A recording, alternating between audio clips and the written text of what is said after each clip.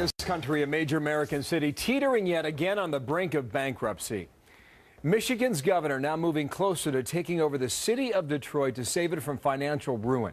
It's deep in the hole, folks. Detroit borrowing money to stay afloat, adding to its more than $14 billion of debt.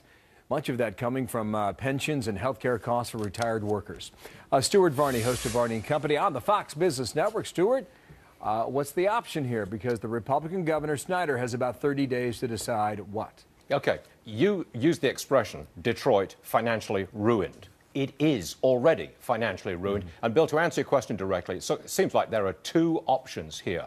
A bailout from the state or from the feds, that means more money flowing into Detroit from outside, or bankruptcy, where a judge would decide who gets what. Let me fill in the blanks here.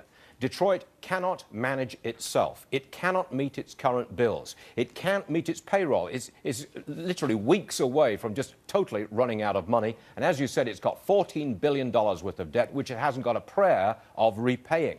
So the governor of Michigan, he's got 30 days to appoint an emergency financial manager. That manager would take all financial decisions for the city of Detroit. That's where the options come in. What could that manager do?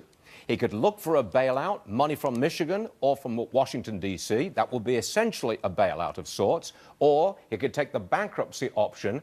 That would send a shiver down the spine of the unions, because a judge would decide, do the unions get the pensions which they're committed to receive? Did you say $14 billion? Yes. Oh, now, that's their outstanding debt plus their unfunded liability to pay the pensions of retired government workers. I got you. Okay, so I had a figure here of $327 million.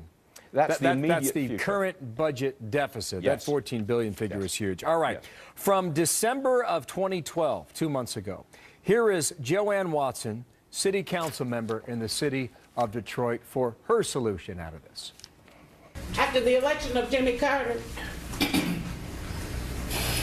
the Honorable Coleman Alexander Young, he went to Washington, D.C. He came back home with some bacon. Right. I remember that. That's what you do. That's what you do.